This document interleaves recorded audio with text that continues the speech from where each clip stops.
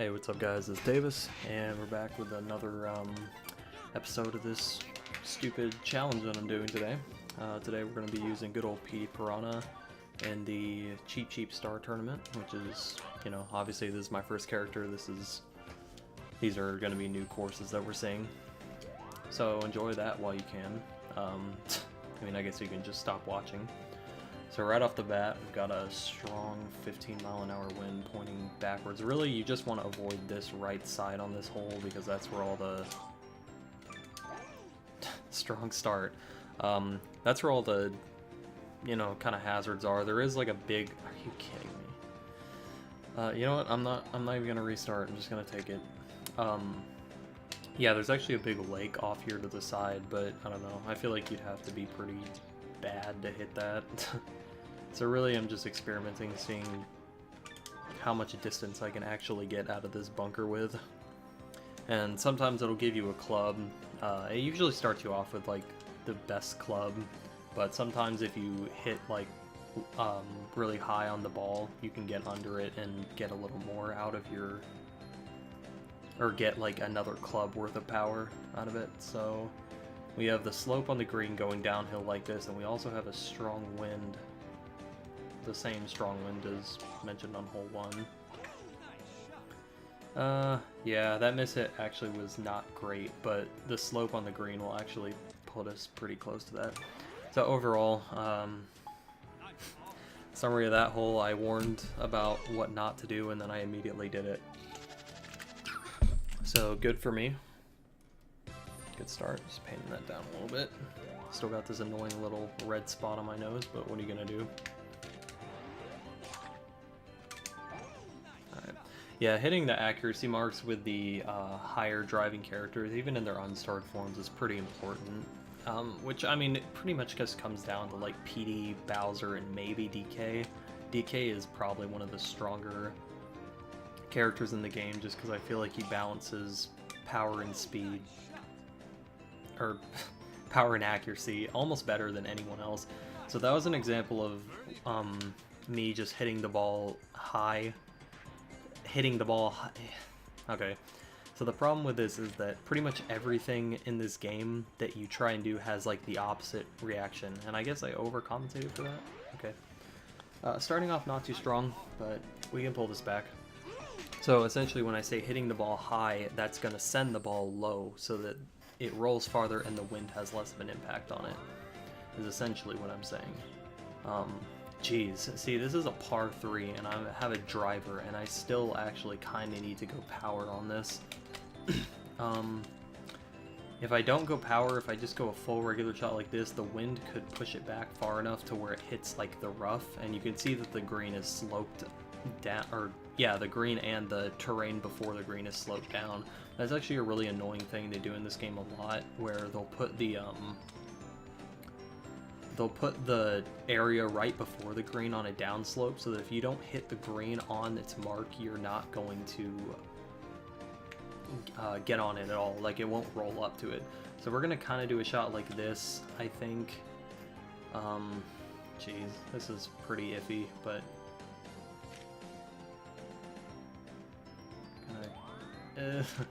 because I'm hitting a high shot too, so that'll increase my loft. I got a +1, so I went ahead and used a backspin. Yeah, see, even, well, I did miss hit, but I was gonna say, even with all that correction I made, and 13 miles an hour is by no means the highest the wind is going to get. Please go in. All right, I kind of needed that birdie for how bad this started out. So, all right, we're, you know, cleaning up a little bit. That was a hole that I didn't expect to birdie out, so that's good. So we have an 18-mile-an-hour wind and rain, so at least it's on a par 5 to be fair, which this is one of the longest par 5s in the game, one of the longest parfaits in the game. But even still, even on the longest par 5s, it's pretty easy to get to the green in 3 strokes and then birdie out from there, as long as you have a good second, or I guess it's third shot. Second shot normally is just like a term used to describe like you're your shot that's not a tee shot getting to the green, I think. Alright, so we have a strong vertical wind. We have a strong horizontal wind going to the right, and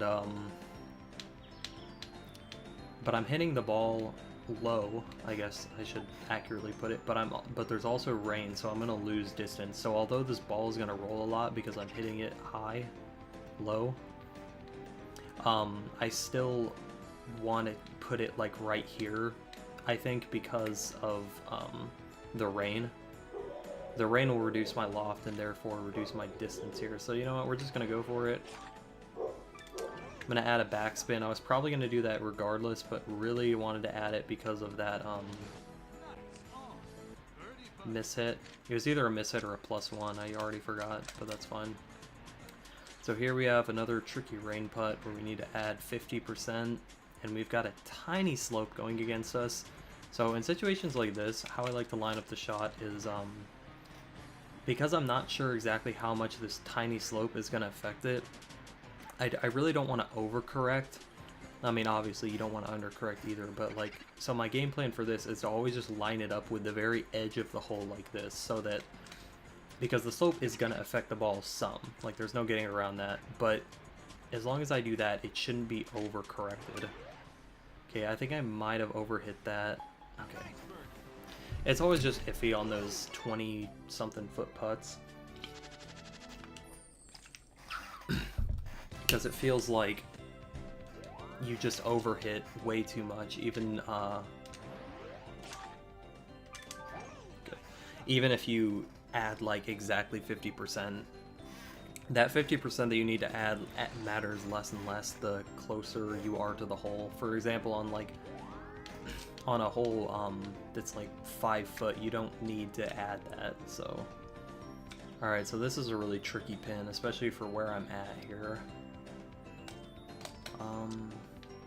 I think honestly I just kind of want to go with a 3-wood and place it to where the wind will blow it onto this slope, kind of, and knock it upward. Maybe it would be better to try and roll the ball onto the green. Unfortunately, that's hardly a possibility because of where these trees are placed. Yeah, that just seems overall too risky. I think I'm just gonna do this shot without adding any... without shooting the ball high. That's what I was trying to say. Yeah, that was a really tricky shot, and you'll notice that like the angle that you shoot the ball at will also determine how it rolls. Okay, this is a bad camera angle. Okay, so we've got a pretty harsh slope going against us this entire way, so I'm gonna put it about there. Ugh, no, I way overhit that. Yeah, that would have gone in if I had accurately placed my power, but that's, again, that's the trouble with tournament greens. Luckily, as an overall rule of thumb, overhitting your putts is generally, is generally the much safer option than underhitting it, because you do have a lot. Okay, I just wanted to avoid that bunker. The loss in power shot is fine, but yeah, you really just,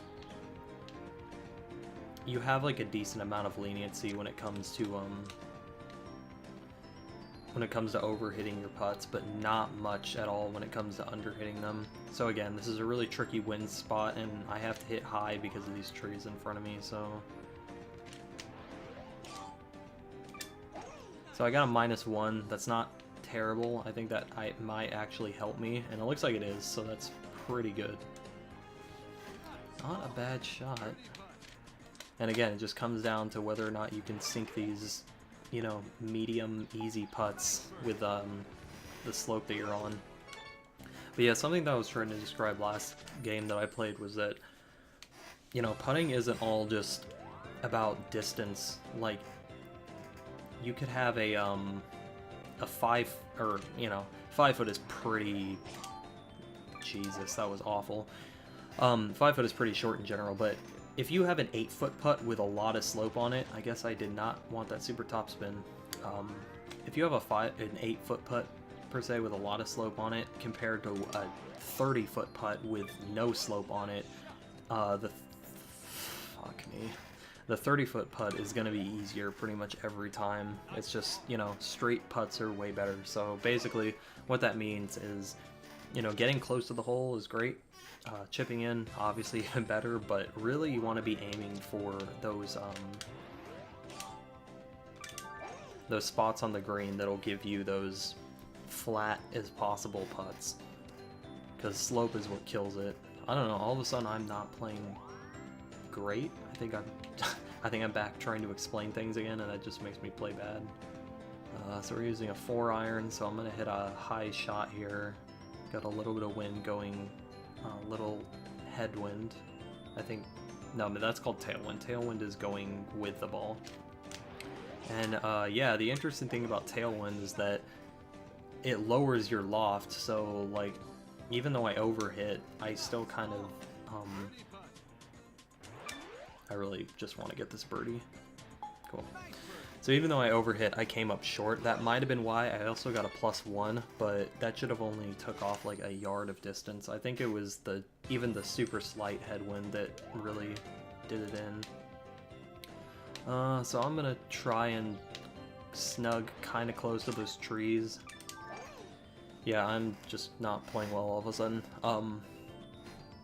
But yeah, that'll kind of increase my distance because this hole kind of curves in like that and then comes back out, and it's already hard enough to make. Yeah, see, I can't even make it over to that side of the fairway in 2 shots, which is pretty bad. So I'm going to shoot a 4-wood shot here. I kind of don't want to shoot a 3-wood because I feel like my my angle of approach to the green is going to be cut off if I do that, and this sucks, but I should still be able to get to the green okay, so I'm not too worried. Can use a 3-wood here and hit it like right there on that slope. Unless I mishit my power again. Yeah, these past couple holes have been absolutely horrendous. I need to clean this up because I only have 1 power shot left. So I'm probably going to be focusing a little bit from here on out on my shots. So we've got a long uphill putt here as well as some decent slope going against us. Not too harsh, but enough to where I don't want to put it on like the edge of the hole. Like, I don't want to use that strategy because I think there's just too much slope. Okay, we got the good camera. Alright. I always hate having to go up to medium putts, medium power on those putts, because more often than not, I just overhit it because of how strict it is. Alright, I kind of need to focus on this. And I just blew it. Well, that's going to make the rest of this interesting. Without any power shots, for sure. Yeah. I think part of the reason why I'm not playing great at this right now is because in order to record this with OBS while playing in full screen, I have to put it on the special setting called borderless full screen, which in the description of it says increases, or you know, slightly increases input delay, which, you know, on a game like this where you have to be hitting perfect 60 frames a second marks, like, that can obviously become a problem. But yeah, it was really just, man, those last couple holes there that just went terrible. Okay, so I have rain. I have no power shots, so I don't really have any options here. I could try and hit a high shot like this, which is going to make the wind affect it more. I don't know. I don't think I really have any other options. I'm just adding a topspin just in case. The ball's not going to roll super far anyway because it's raining and I had to hit a high shot there. So it looks like I got a pretty decent shot here. I got a slope and rain to deal with. Not much loft, but again, not much loft. Not much slope, but again, this is kind of that scenario where I have a tiny bit of slope and I don't know exactly how much, so I'm just going to line it up with the edge of the hole, because if the slope doesn't affect it at all, then it should theoretically still go in. But again, we actually have a tiny bit of slope that I didn't notice right about here. So it might just be better to just let it kind of cancel itself out. I don't know, we'll see. Got the good camera. That was literally the last pixel of power that it could have been. Okay, so we're already at the cutoff. The cutoff for this course, -7. You can put 2 and 2 together. Okay, so I mishit that to the left, but the wind should keep it pushed out onto the fairway, as it does. I'm pretty much commentating this while it's happening, so it's not really... And, you know, I'm not really doing much, I guess, but I'm just trying my best to explain kind of what's going on. Yeah, this is rough. This is already getting rough. This is course 2. So we had a strong headwind, which, again, the headwind and tailwind are the 2 biggest aspects of this game. I guess rain kind of as well, that I just do not understand very well. I'm not good at calculating how they work. Alright, let me get out of this. So, right off the bat, okay, so we've got like pure slope to the left here, and a decent slope up. I think 43 should be, yeah, that should be fine.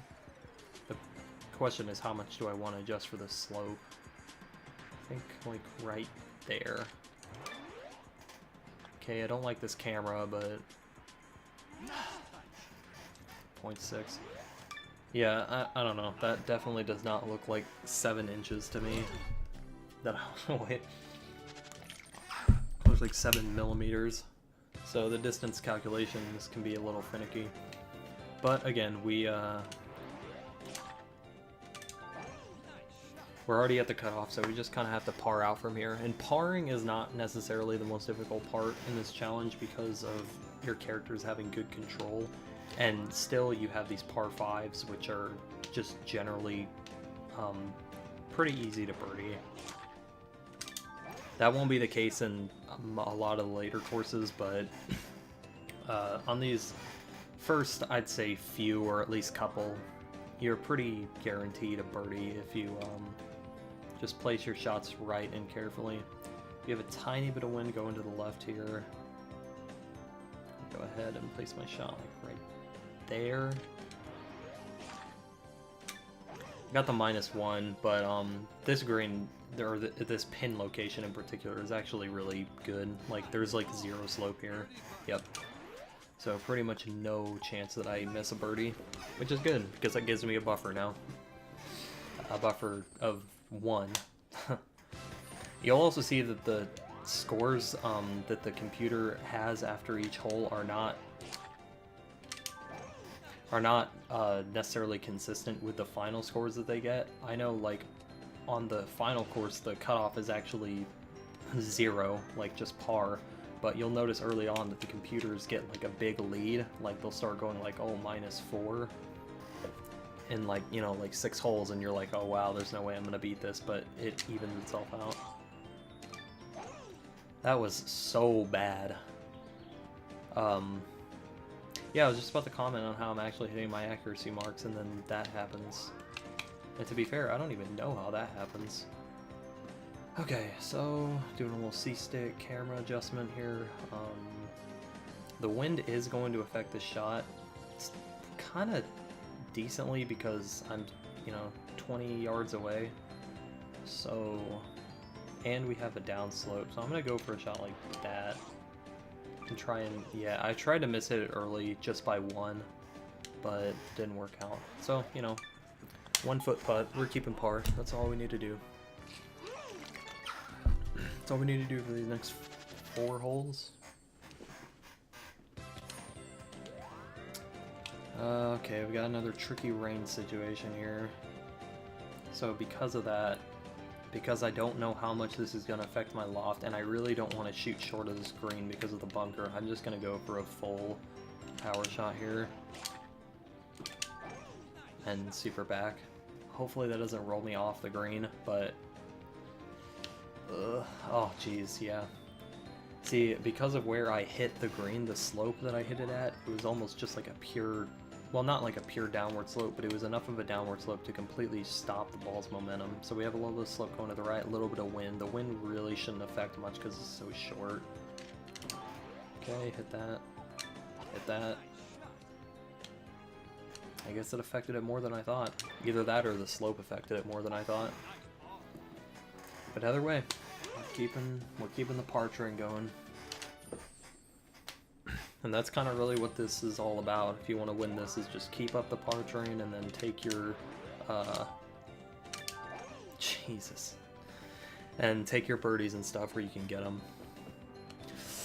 Okay, I really needed that to get out, so that's good. We're gonna go ahead and shoot a high shot to... The tail one's gonna lower my loft a little bit, but it should also push the ball forward, so it'll probably cancel it out. And I'm hitting a leftward slope, so... I probably should have backspin because of that +1. We'll give it a couple extra yards, but I don't know. It's a good thing I didn't. It looks like distance-wise I was right on my mark, just accuracy, not so much. Alright, this could be a pretty important putt to sink, so... We have a pretty heavy slope going against me off the bat. So I'm gonna... Gave it a little extra power than I anticipated, or that I set it up for. And I just kind of trusted my instincts. That's what a lot of this comes down to, is just being able to, I mean, there's a lot to think about for sure, but, like, overthinking things and overcompensating when, you know, going against, like, what you think should be the right option is kind of a way to screw yourself a lot of times. I guess there's no point not to go for the driver. I figured the sweet spot would be bigger on the 3-wood, but... If it's not, it's not. Not gonna fight it. Alright, so we're gonna hit a high shot because we're going up a slope. And looks like we have this wind. I kinda wanna hit the ball like right here. The wind is going a little bit towards me, but mostly to the left here, so we'll put like right there. And I got a -1, so I don't want to do any backspin shenanigans, I don't think, but seeing how this... Okay, I'm glad I didn't. I got kind of concerned there because it is a 5-iron, which tend to roll a lot, but also I hit a high shot, so I guess that's what slowed it down. But I was also hitting a downward slope toward the hole, so there's just a lot of factors to keep in mind. I'm going to hit this ball with a draw here because I really don't want to hit these trees. A lot of these holes and some of these courses just in general seem unfair to certain characters, and with how they're designed, that is one of them, and it's particularly the star courses that do it. I'm not sure if the reason for that is that it seems like most characters in this game have a draw and not a slice. I could be wrong about that, but that's just kind of what it seems like, so that just, you know, more ways for the star tournament to screw you. So, again, we've got a pretty strong wind going. I'm gonna turn the camera to see exactly. Yeah, we'll just go for that. The -1 could hurt, but we do have a strong tailwind. The wind did not affect that nearly as much as I thought it would. I'm kind of confused about that. Alright. Getting this C-stick camera to work is pretty finicky because this thing is ridiculously sensitive. Again, the wind will probably affect it a tiny bit, but we're hitting onto a slope, so trust that. Alright. Glad I hit one decent chip in before the match ended. So overall, -11, 4 above where I needed to be. 4 above Womp King, the guy with... Oh no, he has arms. Okay, so I can see that one working out. But we did a little better than we did in Lakitu Valley. I think some of that had to do with me just focusing more on my shots and explaining that perspective of the game, which is what I'm more interested in. I don't just want to sit and explain intros. And now, since we're doing star tournaments, we get these much cooler looking trophies than the regular tournaments provide, so that's pretty cool. Next time we'll be diving into what I think are the more interesting courses in the game, the more Mario Golf-esque courses, because those last two, you know, like, they could just be like Tiger Woods golf courses, but, you know, the next ones pretty much here going forward, but especially the final two are really going to showcase why this is Mario Golf and not just Golf Simulator 2004. So yeah, that's it. Thanks a lot for watching, guys, and I'll see you next time.